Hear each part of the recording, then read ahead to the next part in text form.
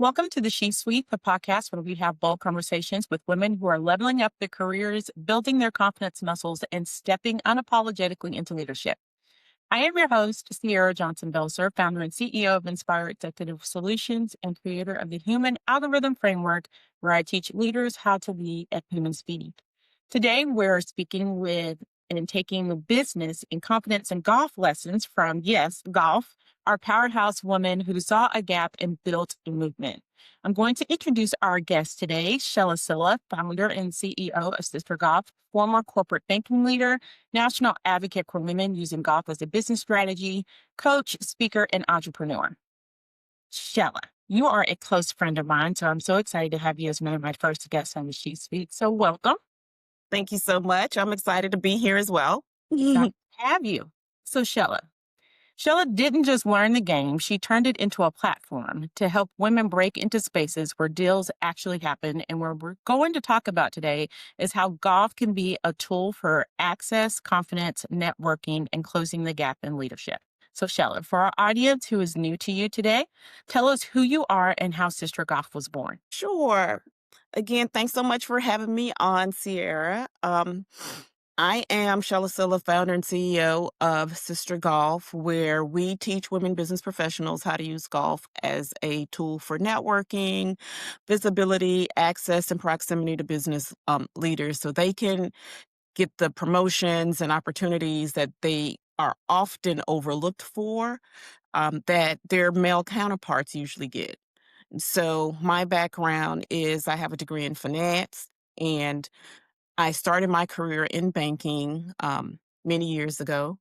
And throughout that journey, what I found was that you really don't get opportunities from your skill set. It's really about relationships. And in particular, what happened to me as a business banker, I was tasked with going out and getting business for the bank. So basically, I was a salesperson. I was going out into the field, and my job was to bring in new business relationships to the bank in the form of new loan production. So finding companies that needed financing, as well as growing the bank's deposit base.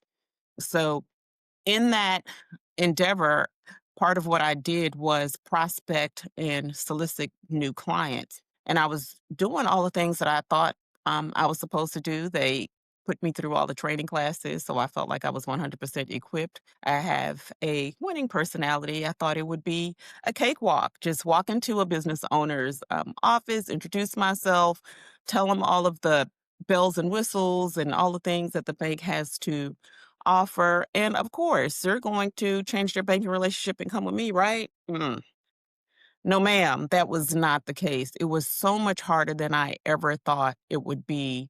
And a lot of being able to close big deals is rooted in being able to develop relationships. So as I found myself hitting my head against a brick wall and finding it super challenging to convert prospects and leads into clients, I did have a coworker, male coworker, reach out to me and invite me to join them on the golf course. And for me, that was something that was foreign. That's not something that I grew up with, or I didn't have family members, friends, or anyone you know, to be honest, that played golf or were interested in the sport.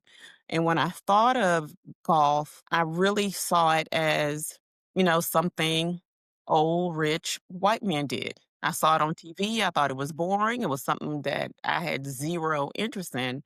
But he really did a good job of convincing me that no, this is absolutely something that you need to add to your wheelhouse, and it's going to help you capture the relationships that you need in order to succeed in my current role as a business banker.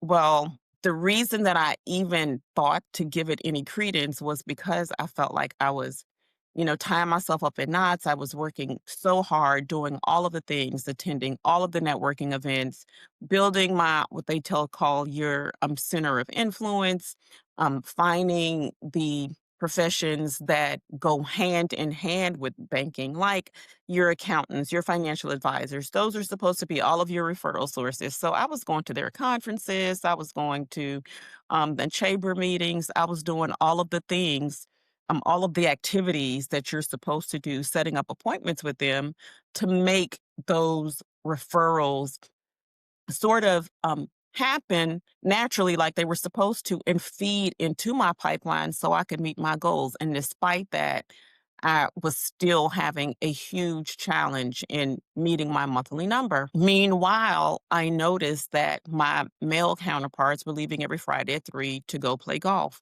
And they were Mhm. hitting their numbers. So that made me, raise an eyebrow and say, okay, well, maybe there is something to this, and maybe, it's worth me at least giving it a chance. And because I knew that the success of my career, whether I was going to continue to be able to excel or keep that job, sort of depended on it. I figured, what did I have to lose? And it was something that I was willing to try.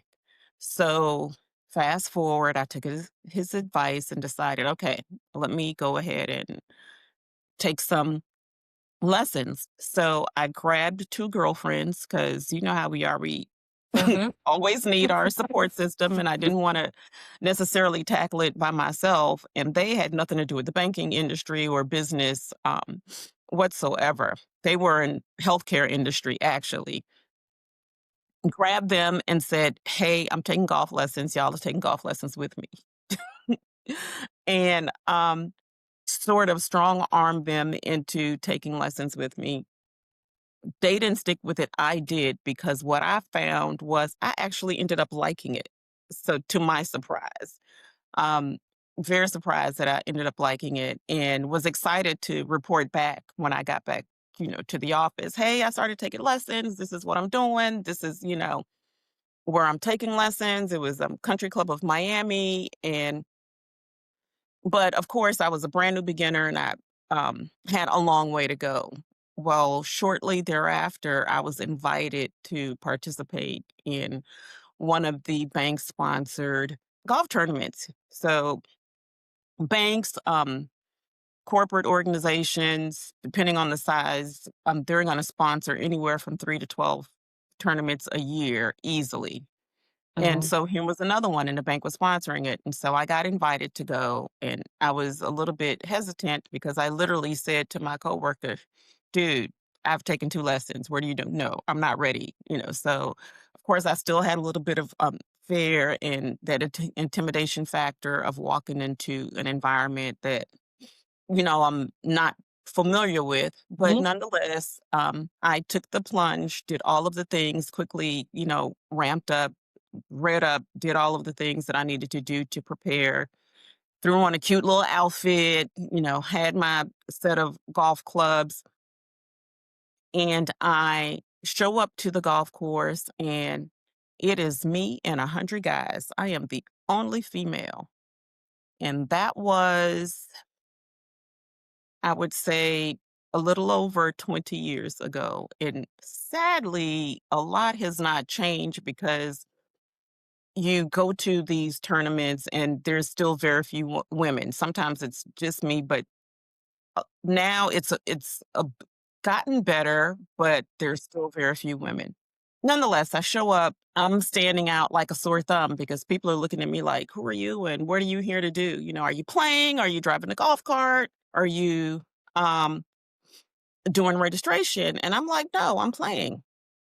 So, as a result of that, standing out, I was able to meet and connect with um, a bunch of the guys that were playing. I handed out my business card, and my playing was terrible. None of my balls went airborne. Everything rolled, but I was out there and I was having a Mhm. good time. I was building camaraderie. And from that interaction, I ended up connecting with one CPA who became my client, and he also became one of my biggest referral sources. And in very short order, I went from being a struggling business banker who was not meeting their goals to being a member of the Million Dollar Club, where I was closing over $1 million in deals monthly. And that's when the light bulb went off for me, Mhm. which was, wow, more women need to know about this because it can't just be me out there by myself. And how do I bring that message to other women to show them that this is something that they're missing out on as a way to leverage business relationships, and proximity that can lead to opportunities to help them advance in the corporate workplace. And so that is how the idea for Sister Golf was born. So I know that was a long story, but I kind of just wanted to, give you the foundational background of the impetus for it, and sometimes how you can see something and you can hear, other people talk about it, but not necessarily fully understand until you um, dip your big toe in and take a chance and experience it for yourself. Well, I can also say that you have helped me overcome that fear and to get out there and swing, even though my swing is horrible. It is important just to get out there, have fun with the game, meet some amazing people. And so back in my business development life, you helped me get out on the golf course and start making those deals as well. So I know firsthand how successful it is to get out there and play the game. And I find that the guys love to see the women out there, and they're willing to help you. They're willing to tell you what club to use, how this works, what just happened when somebody did a par three or whatever the case may be, and help you learn the verbiage. So they're eager to help you and to build those relationships. So all good things. So what is one leadership or business lesson from banking that helps you build and scale Sister Golf? So I would just say, just foundationally, what I have seen, particularly today, most recently in the early, like 2025, in this particular era, entrepreneurship is sexy, or it's the thing, and everybody wants to be an entrepreneur, and everyone wants to brag about, oh, I graduated college and I'm going straight into entrepreneurship, and miss out on the fact that corporate America does a great job of shaping and preparing you foundationally to step into entrepreneurship. Because if you've never worked a corporate job, you don't even know what running a business or being a business owner is supposed to look like, and what components are needed to make a successful business. And you jump out and reality kind of slaps you in the face, and you find yourself failing, and it's because you didn't take the time to lay the right foundation. And so what my corporate training gave me was being able to really understand all of the components that are needing. So it's not just about, I'm gonna run it out, I'm just gonna incorporate, I'm gonna get my business license, I'm gonna hang up my shingle, and I'm in business. There are so many other things that you need to do. Who is running your books, and, your accounting. And when I started um, my business, the one thing that was a hard truth that I realized is you become everything. When you're in corporate, if something goes wrong with your computer, you call tech support. If there's an issue operationally, you contact operations. And there's departments that handle everything. There's legal for your legal paperwork. As a small business, all of that is you, and you need to set up and have those people. So you have to get an accountant, you need to get an attorney. There are some things that you can absolutely do yourself, but those foundational pieces really make or break the success of a business. One of the books that I read early on that was really helpful is the E-Myth Revisited. And I don't know if you've had a chance to read that. But basically, what it talks about is it tells the story of, and I may get a few of the facts wrong because I read it so long ago, of someone who, was a baker and was working in a bakery, decided They hated who they were working for and decided to go out on their own because they were great at baking. Well, you go out on your own and you could be the best baker ever, but then you realize all of the different things that go with running a bakery. And if you don't have those skill sets, because you need to have management skill sets, you need to know how to, go out and purchase that equipment that goes in that bakery. And then you got to hire staff for maintenance and all of those different things. So you need a visionary, you need to see what the plans are for the future. You need a salesperson to, a advertising person. So all of those different skills, you were focused on baking because you knew that's what you loved, that's what your passion, and you thought your days were just going to be spent, baking and producing the most beautiful cakes or pastries, but all that other stuff because that goes along with it, the bathroom broke down and you need to hire a plumber to do all that. So what corporate America showed me is that it takes a lot of different steps and a lot of different, I guess, skills in order to successfully run a business. And when you decide to step out there and do it yourself, either you're prepared and you know a little bit about each of those because you've had the experience of seeing it firsthand from corporate America, or you know how to hire or put people in place to do those things for you. So, and that's one lesson that I really would wish a lot of our younger folks took the time and got their feet wet and got some corporate experience first before just seeing the glitz and glamour that social media portrays from being an entrepreneur and being lured by that and straight out of college or straight out of high school deciding to go into business on their own. Yes, I think you are absolutely right. There is so much value that you can get with working for an organization or working with another company.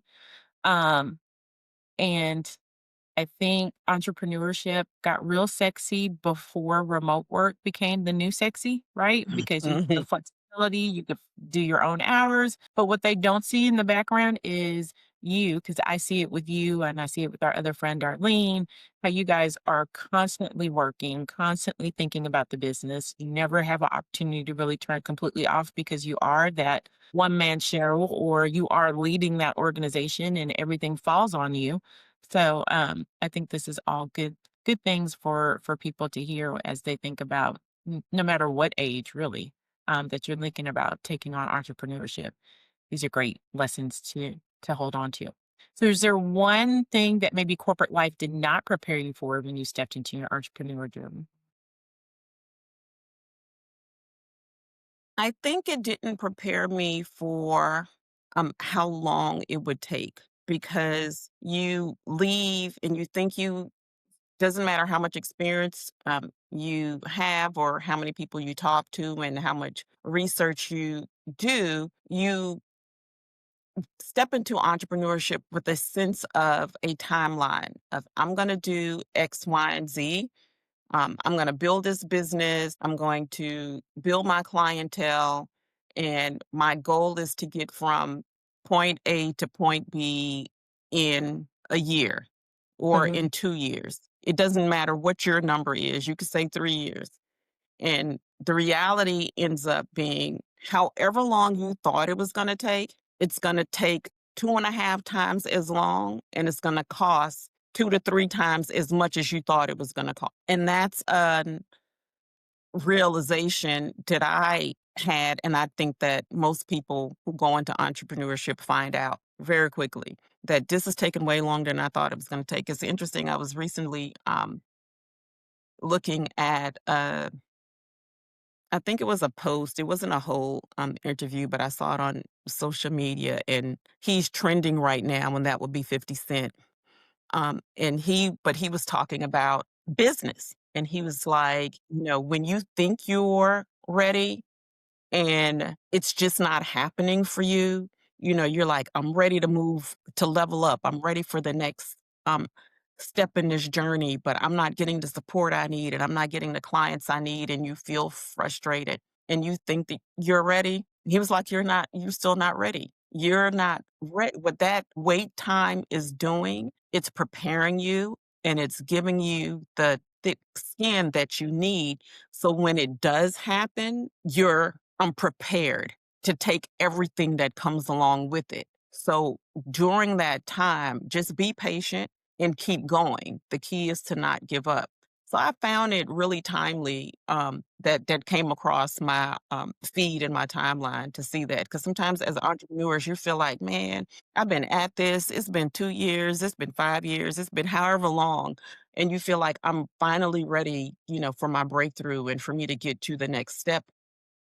Um, in this journey, and you sometimes get frustrated and it can make you feel like giving up, but that's not the time to give up. Basically what's happening is you're being prepared, prepared for when it does happen, for you to have for you to be equipped with everything you need in order to be able to handle it successfully. Yes, and I want us all to do away with the phrase overnight success because that is not even true. It's not possible. You might have just learned about it last night, but the story before that is so true, and it's about true grit. It's about staying up late. It's about worrying about the business and all the other things. So let's get rid of that in 2026 as we go into this new year for sure. Yeah, I think it's because people don't really see you until you hit your stride. So it appears to them that you're an overnight success because all of a sudden they're seeing all of these posts of these accolades or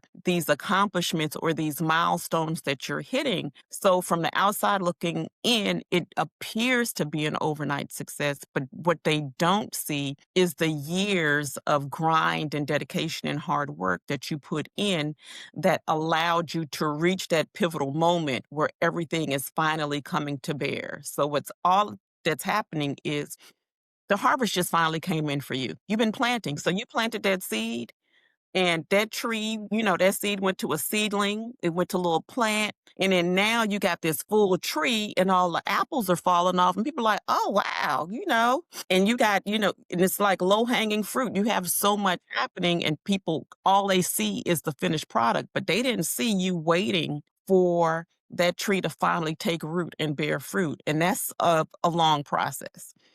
And unfortunately, because we live in a instantaneous, bite-sized, instant gratification microwave society, people think that that also applies to um, entrepreneurship, successful businesses, that it can literally go from 0 to 100 overnight. And there are outliers or exceptions to the rule cases where that does happen. And unfortunately, those are the voices that get amplified on social media. And as a result, people end up believing that that is the norm when actually the opposite is true.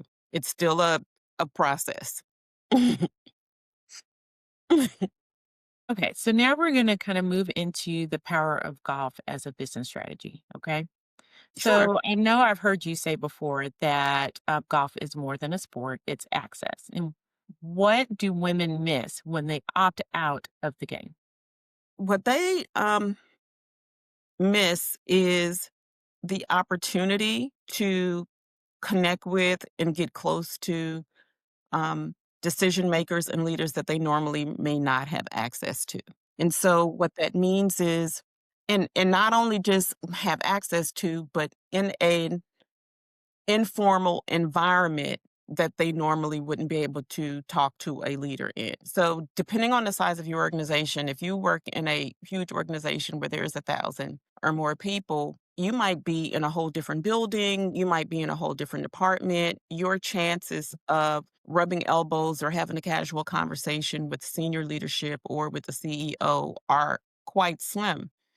And being invited to a golf tournament, a lot of times it's not that the women are excluded, it's that we self exclude. And when we self exclude, it's because I don't feel confident enough. And now you're missing out on an opportunity to do just that. Be in an environment where you get to um, have a conversation or a casual conversation with someone in leadership that you may not have had an opportunity to be in the same room with. So Hmm. that's one. So if you're at a golf tournament, the CEO is there, even if you're not playing on his team, you represent that company. You show up with ABC Company golf collar shirt on, and he gets a chance to see you and say hello.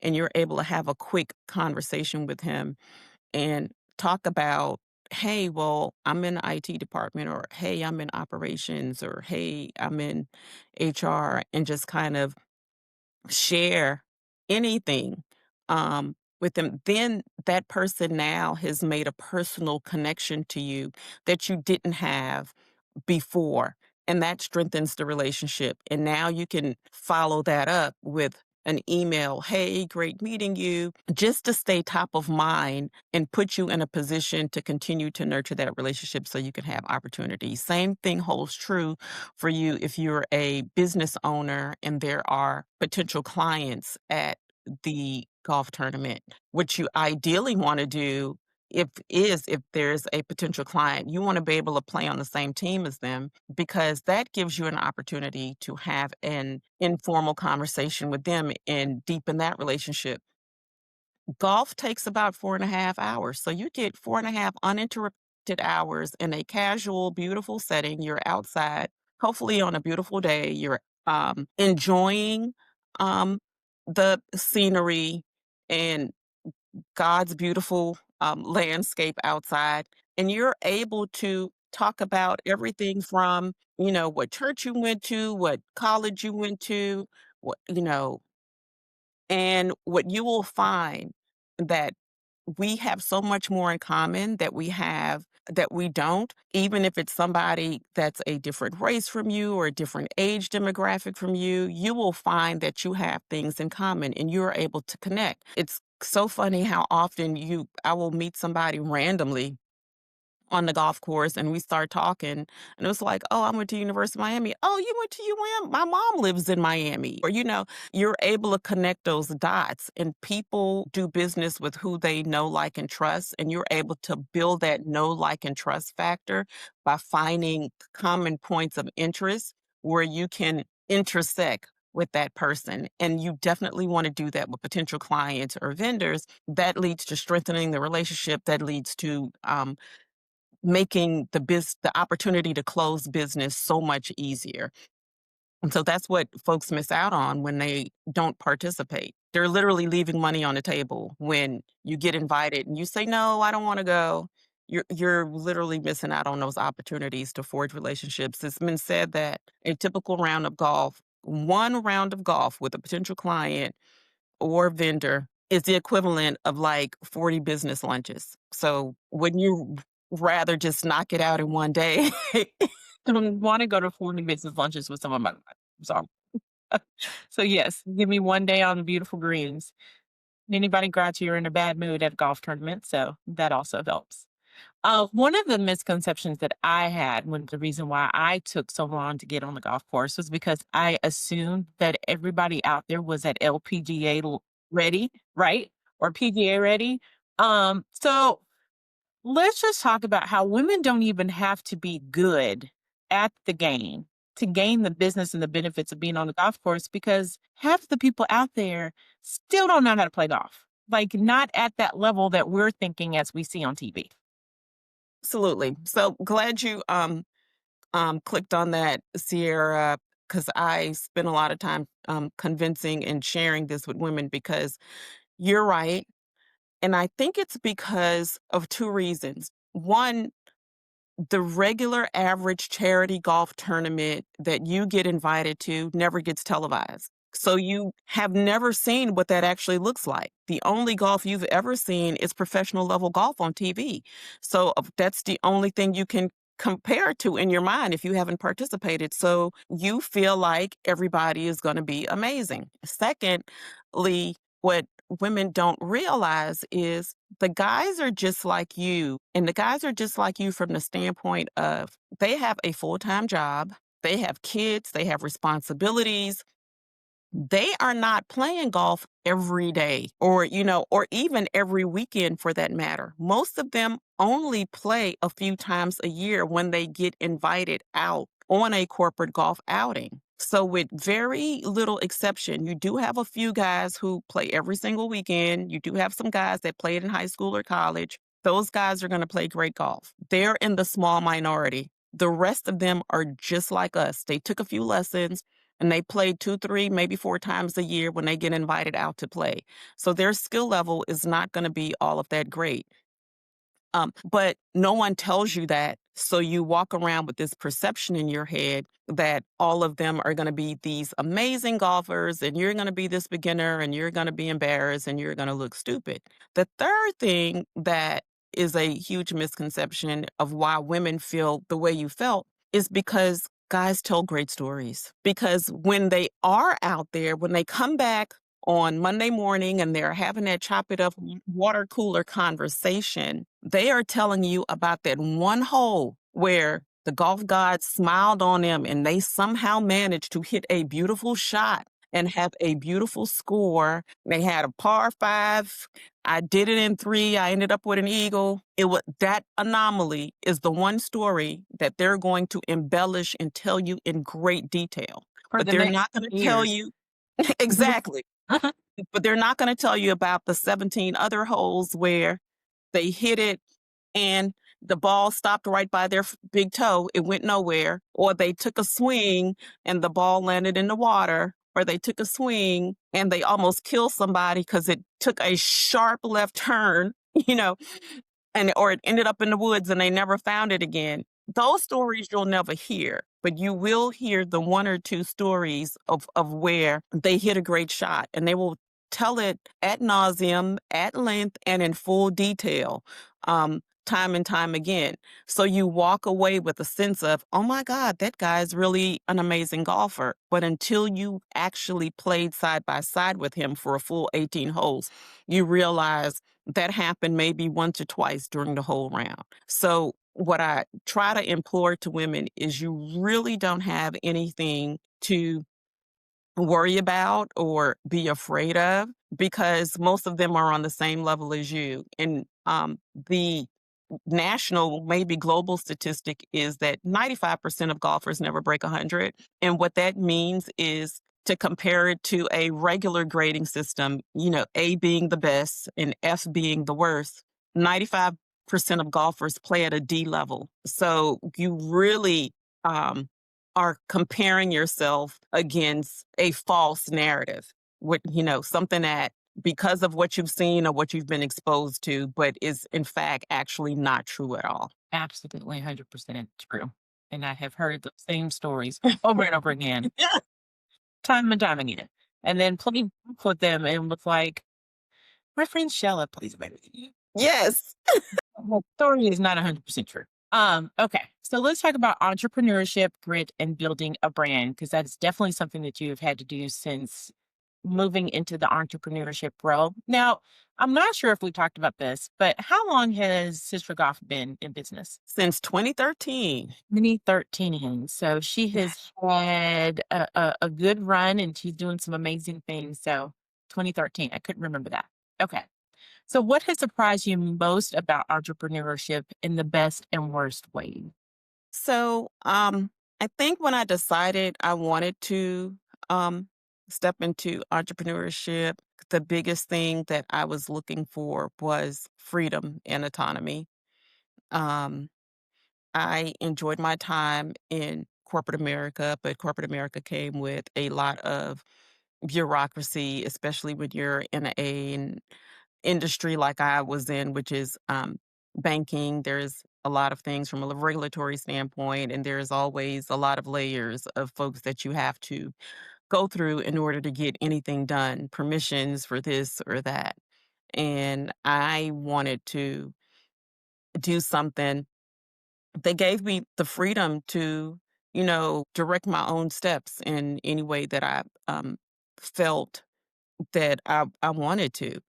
In addition to that, I grew up in a family where I saw entrepreneurship. So my dad was an entrepreneur. My older sister was very successful. She and her husband had a printing and web design business in the early 90s that was super successful. And so I had examples in front of me that made me feel like it was attainable and it was something that I can do. And that sort of inspired me and gave me the courage to step out on my own and do the same thing because I saw the flexibility that it gave in the lifestyle that it gave them, and I wanted that for myself. But what I did not expect, even though I saw it, it's funny enough, was that you don't turn off as an entrepreneur. So you don't get to punch in at 9, leave at 5, and your day is done until you um, come back in again the next day. And you don't get to, especially in the beginning, have a sense of, oh, my check is coming every 2 weeks. So you don't have that level of certainty that no matter what happens, that check comes every 2 weeks and I can turn on and turn off. You're always on. And people are always watching you, even when you don't think that you're being watched. So building a brand is really important that every time you step out the door, you're representing that brand. So it could be Saturday morning and you think, oh, I'm just going to do this Walmart run. You don't know who's going to see you at Walmart. So you don't have the luxury of just showing up in I just rolled out of bed, didn't comb my hair because I'm just gonna run into Walmart, get this, and run back out.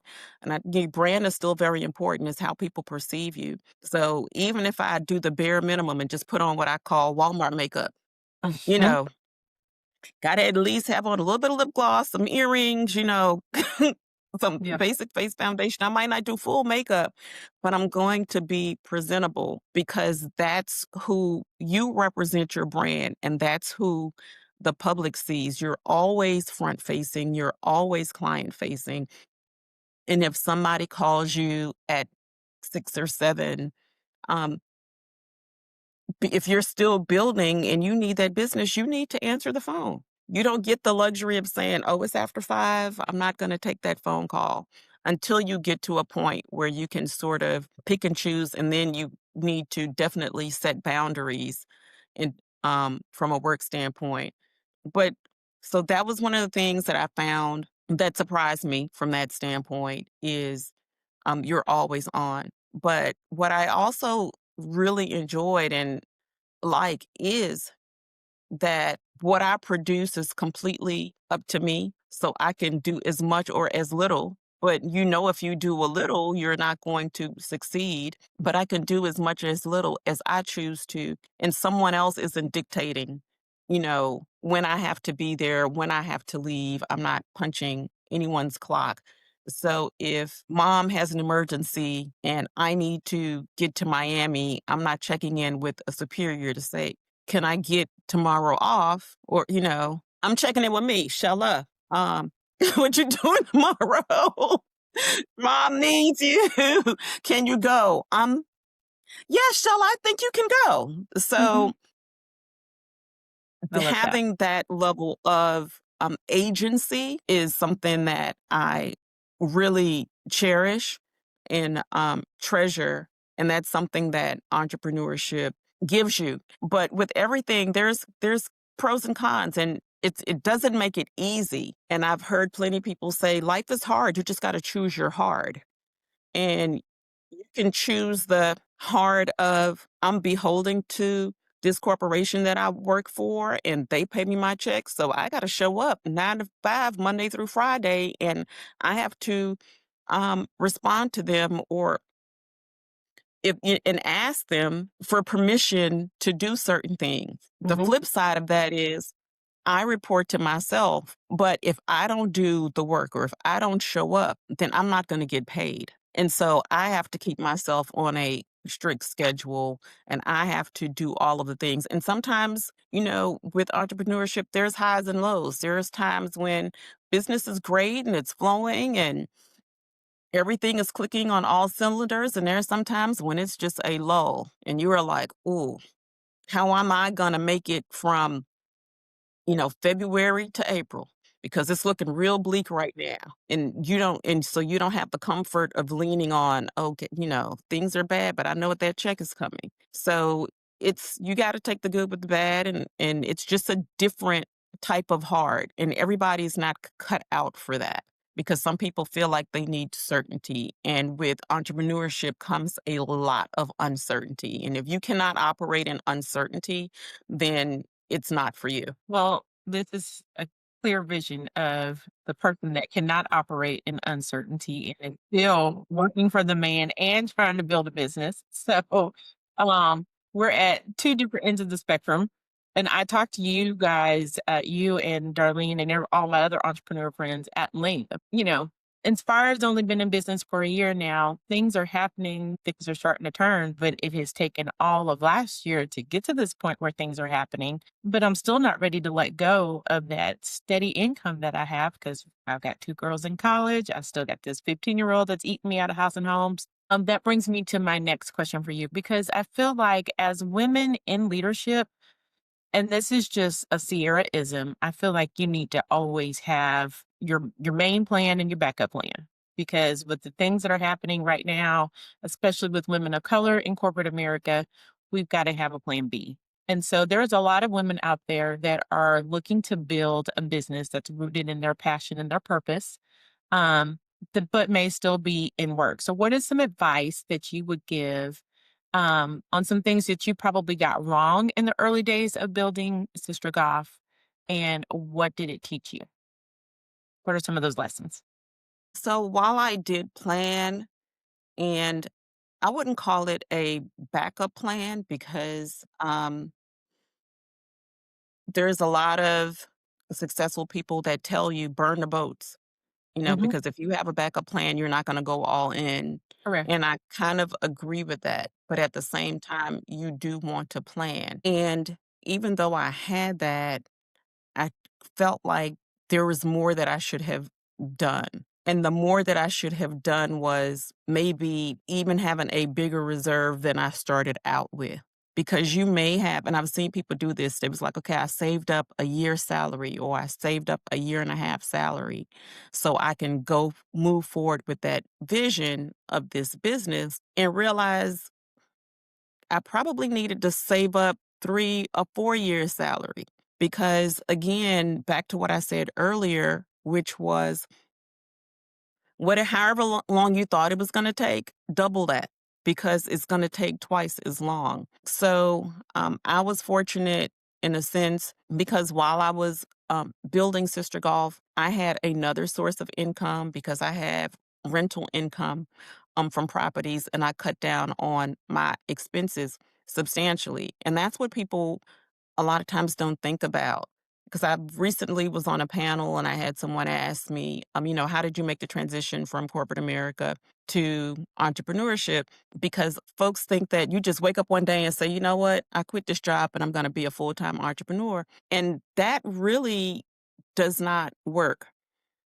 Unless you just have boatloads of money in a savings account that is going to support you for the next 3 to 5 years, that you can rely on to pay your basic expenses while you're building the business. Because what ends up happening is, if you're trying to build a business and survive on that business at the same time, you're going to fail major, because it's going to take a while for you to get to the point where that business is able to sustain you. And while you're doing that, if you're starving and you're looking for the business to support you, it's going to take you off track. You're not going to be focused, because you're going to take anything that comes your way, because you're in survival mode.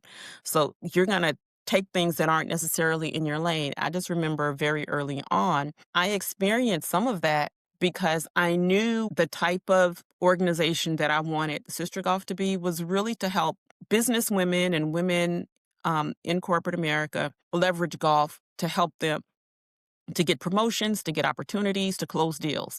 That was my mission for Sister Golf.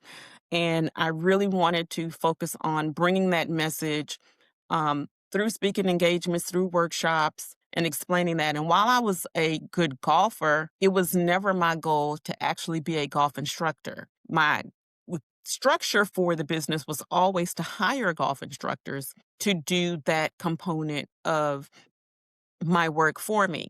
That's where I am now. But in the beginning, because even though I had income coming in, sometimes it wasn't always enough.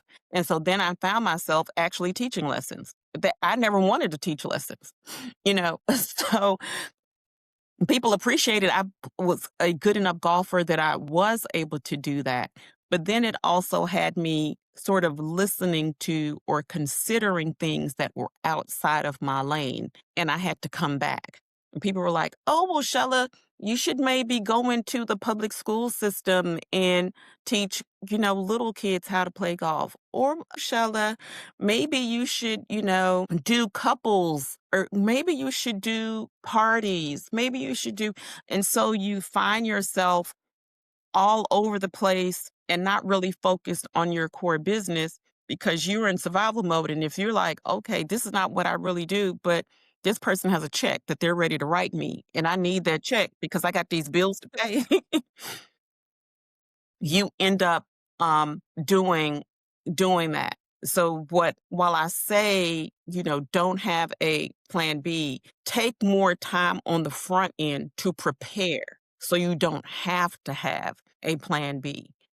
Put as much padding in place as you can, build those reserves, keep that 9 to 5 corporate job as long as you can until, the position that you're creating equals or exceeds what you're bringing in, and it can comfortably sustain you before you go all out. And too many people um, fail to do that, and they just jump out there, and then it requires them to have a plan B, or they end up waffling back and forth, which is what the young lady had asked me. She said, "I keep waffling back and forth where, I'm in my corporate career job, and then I'll go back, and I'll jump out and I'll do entrepreneurship. And then I find that I'm drowning and I'm not making enough money. So I jump back into my corporate career job." The reason being is you gotta have something set aside, or you gotta have to have some sort of passive income coming in to support you. And the other thing is you gotta cut back, or you have to make sacrifices from the standpoint of, I gotta reduce some of these expenses. You might not need That same life. to be paying that BMW car payment. You might need to downsize that, or you might not need, that 4 or 5 bedroom house and it's just you and your child. You might need to Mhm. downsize. That's another thing. You need to cut back on expenses and increase your um, income in order for you to make it happen. All great, stellar advice. Golden nuggets for sure. So now I want to move into what I call the human algorithm moment, where we're talking about empathy, adaptability, and connection. So your first question is going to be about empathy. What role did empathy play in designing Sister Golf, especially for women who felt intimidated by the sport? It played a big role because when I saw women who I felt like were in the same position as me, because I was struggling, and golf gave me a pathway to success. I was empathetic towards other women in corporate America, whether I knew them or not. And it was just like when the light bulb moment happened for me, I wanted to share that with everyone. Like, okay, listen, like I found a cheat code, y'all. So that was a big part of why I even decided to do it. It took me a long time. I had the idea in 2003, but Sister Golf really wasn't born until 2013. It took me a while because I was still in my corporate career and I was still trying to figure out, how do I bring it? There was nothing out there in the marketplace like it. So how do I even put that together? And would it be possible for me to put it together? And would people really be interested, and would they see the value? So I went through all of those things, but really what led me to stick with it and go through with it is because of the empathy that I had. Because when I saw other women in the same position as me and saw a pathway for them to find success, I really wanted to find a way to share it with them in a way that it would be meaningful and impactful. So empathy played a huge role. So let's talk about adaptability. How did adaptability keep you moving when building a business got hard? I think that once you decide to embark upon the entrepreneurship journey, it's a matter of you're always pivoting, you're always reiterating, you're always figuring out the next thing to be successful. And just looking at other entrepreneurs where you see where how they started is not how they necessarily finish, or the vision that they originally had for their business isn't the necessarily what they're currently doing. And you even see that from large companies. PayPal didn't necessarily start out that way.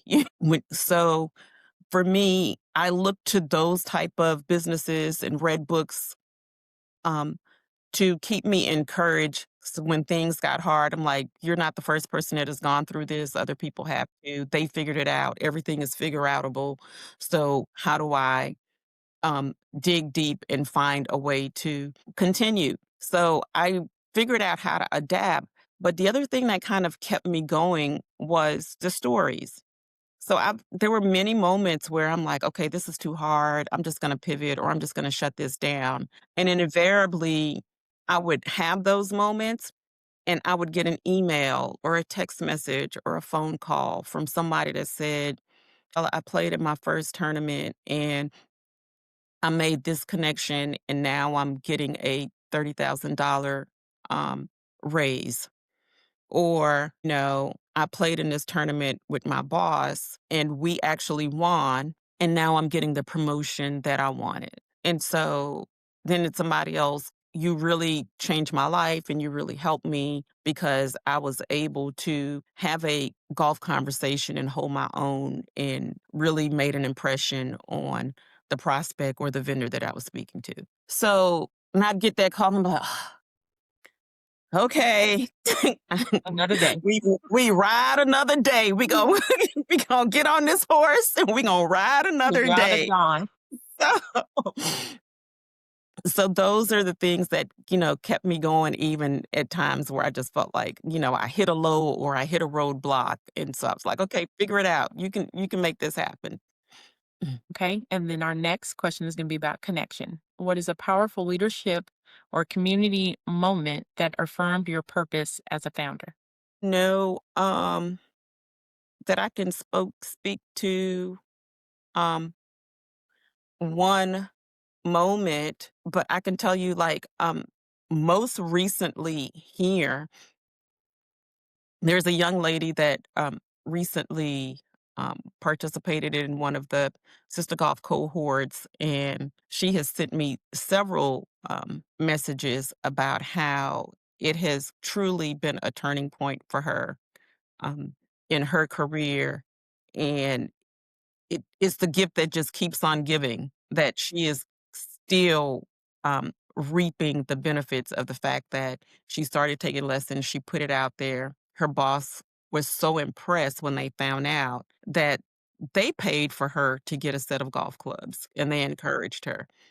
And she's been able to participate in some multi-million dollar deals as a result of it.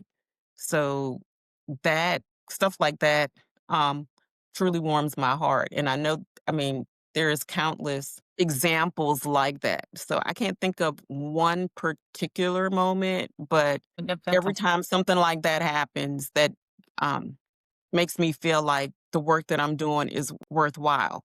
Because like every other entrepreneur I had dealt with, imposter syndrome and like, does Mhm. this really matter? Do people really care? Is golf, that's not important. But time and time again, I get the reinforcement or the feedback that no, what you are doing really makes a difference, and it is really important, and it is actually changing lives. It. Okay, so we're at our final question, and this question is going to be a question. It's the signature SheSuite question that every guest get asked as their last question. So, what is one truth about women in leadership that the world isn't ready to hear, but absolutely needs to? Think that women are capable. So, and we have everything that it takes to be great leadership, um, stewards of leadership, and examples in leadership. I think that it's not the women. I think we have the confidence. I think it's the other people not having the confidence in us or not giving us the opportunity or being afraid to give us the opportunity. So I think we just need to tell each other, you got this, and know from internally, or have the confidence ourselves that we can do it, because we second guess ourselves because we keep getting told that from other people. So I think we need to lose the narrative that we can't do it, because we absolutely can.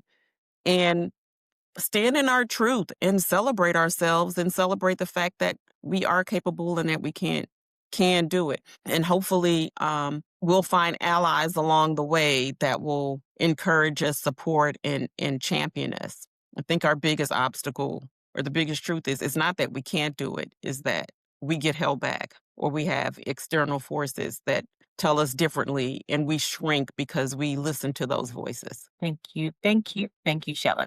So thank you for giving us the blueprint to access confidence and opportunity on and off the golf course. Your work is truly expanding doors for women who have always belonged to spaces where deals get made.